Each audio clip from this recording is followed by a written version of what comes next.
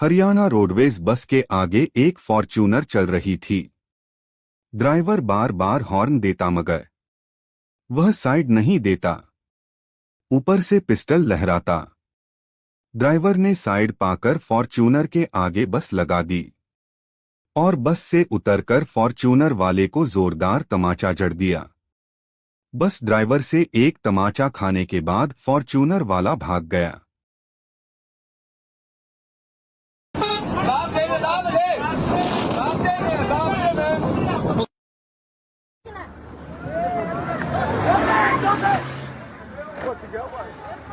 इसका मार गया गाड़ी का।